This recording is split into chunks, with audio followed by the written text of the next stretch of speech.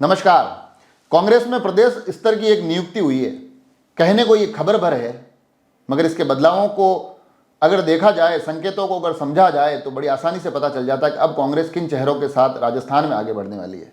जी हाँ, खबर यह है कि अभिमन्यु पूनिया को अब कांग्रेस की युवा शाखा यूथ कांग्रेस का प्रदेश अध्यक्ष बना दिया गया है। हालांकि इस पर चयन वोटों के माध्यम से होता है।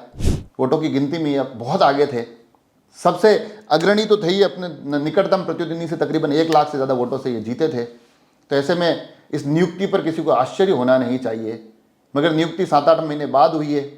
नियुक्ति अलग राजनीतिक परिवेश में हुई है, राजनीतिक तस्वीर काफ़ी कुछ बदल गई है, तो यहाँ से काफ़ी ज़्यादा संकेत समझे जा सकते हैं। और ये जो पूरी की पूरी कहानी है, ये कहानी बड़ी रोचक है। इस कहानी के जो अलग अलग किरदार हैं, उन किरदारों में अशोक गहलोत दिखाई देते हैं, सचिन पायलट नजर आते हैं, कहानी का एक अहम किरदार मुकेश भाकर भी होते हैं, महत्वपूर्ण भूमिका अभिमन्यु पूनिया के हिस्से भी आती है। तो सपोर्टिंग रोल में गणेश गोगरा और अभिषेक चौधरी के नाम भी सुनाई देंगे।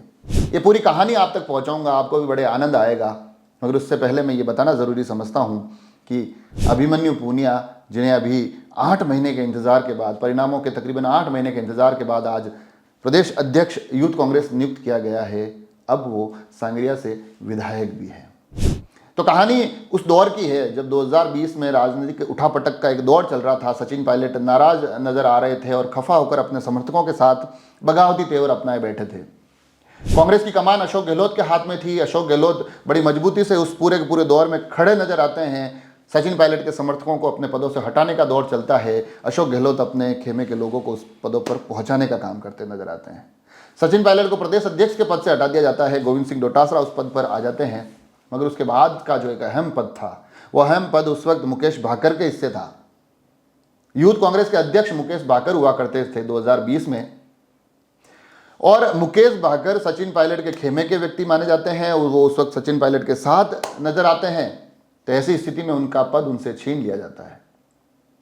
उस वक्त का एक ट्वीट मुकेश भाकर का बड़ा ही मशहूर हुआ था, जिस वक्त उन्होंने लिखा था कि अगर जिंदा है तो जिंदा नजर आना ज़रूरी है, उसूलों पर अगर आ चाहे तो टकराना ज़रूरी है। और उसके बाकी की जो पंक्ति थी, वो ये पंक्ति कहती थी कि अगर कांग्रेस में निष्ठा का मतलब अशोक गहलोत की गुलामी है तो ये हमें मंजूर नहीं। गहलोत की गुलामी जैसे शब्द इस्तेमाल किए, उन्होंने कहा ये मंजूर नहीं। उस दौर में उनका यूथ कांग्रेस का पद उनसे छीन लिया जाता है। उन्हें वहां से हटाकर गणेश गोगरा, तत्कालीन डूंगरपुर के विधायक, उनको इस पद पर लेकर आया जाता है। मगर उस दौर में एक सा युवा भी था जो अपने पद को छोड़ता है।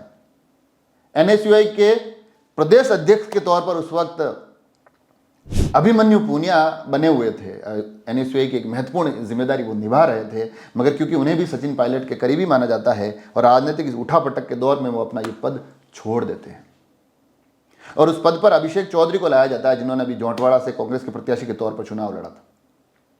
तो ये जो पूरा का पूरा दौर चलता है, जिस दौर में सचिन पायलट को प्रदेश अध्यक्ष से हटा दिया जाता है, जिस दौर में मुकेश भाकर को यूथ कांग्रेस के प्रदेश अध्यक्ष के पद से हटा दिया जाता है, उस दौर में अभिमन्यु पूनिया भी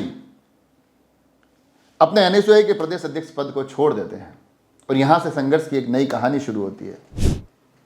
वो संघर्ष आगे चलता है और जब हाल फिलहाल तकरीबन 8 से 10 महीने पहले कांग्रेस अपने युवा विंग के चुनाव करवाने जाती है, जब यूथ कांग्रेस के चुनाव होते हैं, हमने भी उनको कवर किए थे।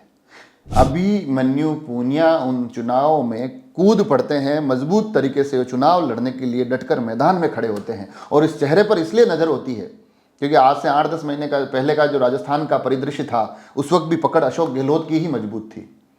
तो ऐसा माना जा रहा था कि अभिमन्यु पूनिया, जो कि सचिन पायलट खेमे के माने जाते हैं, तो उनके लिए ये पूरा का पूरा संघर्ष इतना आसान रहने वाला नहीं है। परंतु जब परिणाम आते हैं तो क्या कमाल के परिणाम आते हैं। ये युवा अपने निकटतम प्रतिद्वंदियों को तकरीबन 1 लाख से ज़्यादा वोटों से हराकर प्रथम स्थान पर रहता है।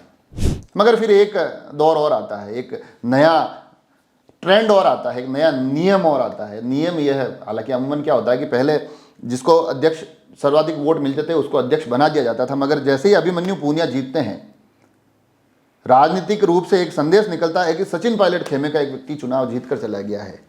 तो लोगों का यह भी कहना है कि फिर इसलिए इनकी नियुक्तियां रोक दी जाती है। कहा जाता है कि अब जो शुरू के 3 चेहरे हैं, जिसमें कि सबसे आगे अभिमन्यु पूनिया थे, उसके बाद सुधींद्र मूंड थे और उसके बाद यशवीर सुरा, इन तीनों के बीच में अब इंटरव्यू होगा और इंटरव्यू के माध्यम से अध्यक्ष चुना जाएगा।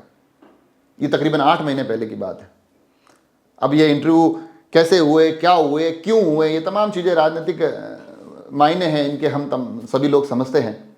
मगर 8 महीनों के बाद की स्थितियाँ बड़ी बदल गई है। इन 8 महीनों के बीच प्रदेश में विधानसभा का चुनाव भी हो गया। इन 8 महीनों के बीच प्रदेश की सत्ता भी बदल गई। इन 8 महीनों के बीच अब अशोक गहलोत इस प्रदेश के मुख्यमंत्री नहीं रहे। और साथ ही इन 8 महीनों के दौरान सचिन पायलट अपने इन युवा चेहरों को टिकट दिलवाने में सफल रहे। सचिन पायलट खुद पुनः विधानसभा में हैं। सचिन पायलट के जो मुकेश भाकर, जो बड़ी करीबी माने जाते हैं, वो पुनः दूसरी बार जीतकर विधानसभा में हैं। और इस बार एक नया चेहरा जो सचिन पायलट के साथ उस दौर में बड़ी मजबूती के साथ खड़ा रहा, अभिमन्यु पूनिया, ये स्वयं भी संगरिया से तकरीबन 40-45 हज़ार वोटों से जीतकर इस बार विधानसभा पहुंच चुके हैं। तो ये जो राजनीतिक करवटें होती है वो इसी तरह से सामने आती है। ये राजनीतिक बदलाव इसी तरह से कहानी कहते हैं। और अब कहानी का जो नया पन्ना लिखा जा रहा है, उस पन्ने में जो पहली नियुक्ति हुई है वो अभिषेक पूनिया की हुई है। ये अपने आप में बहुत सारी चीज़ें बयां कर देती है। और यहाँ से इस एक चीज़ को भी समझना जरूरी है कि अभिमन्यु पूनिया ने जो अपना धन्यवाद दिया है, उस धन्यवाद में कई नाम उन्होंने जोड़े हैं। राष्ट्रीय राजनीति के कांग्रेस के चेहरे उसमें जोड़े गए हैं। सचिन पायलट का उसमें जिक्र हुआ है, अशोक गहलोत का जिक्र उसमें नहीं दिखाई दिया। ये अपने आप में काफ़ी कुछ बयान करता है। तब यहाँ से जो ये राजनीति के अगुवाओं के नए पन्ने लिखे जा रहे हैं, नई नियुक्तियों का दौर चला है, अब इसमें अभिमन्यु पूनिया के आते ही ये चीज़ें बड़ी स्पष्ट हो गई है कि आगे आने वाला दौर सचिन पायलट के इर्द गिर्द दिखाई देगा। अब यहाँ से कांग्रेस राजस्थान को सचिन पायलट लीड करेंगे। हरीश चौधरी, जिनका एक महत्वपूर्ण भूमिका में नाम निकल कर आ रहा है, वो भी अपना किरदार निभाते दिखाई देंगे। मगर चीज़ें अब सचिन पायलट के इर्द गिर्द रहना तय है। और उसी का परिणाम है कि 8 महीने के इंतज़ार के बाद अब प्रदेश में यूथ कांग्रेस के अध्यक्ष के तौर पर अभिमन्यु पूनिया की नियुक्ति हो चुकी है। नियुक्तियों के कुछ और पत्र आएंगे, कुछ और नए नाम सामने निकल कर आएंगे। मगर जैसा कि मैंने कहा ना, अब ये खबरें सिर्फ खबर नहीं हैं, ये बदलावों के संकेत हैं। और संकेत सचिन पायलट के इर्द गिर्द खड़े दिखते हुए दिखाई दे रहे हैं। जुड़े रहे राजसमंद एक्सप्रेस से। धन्यवाद।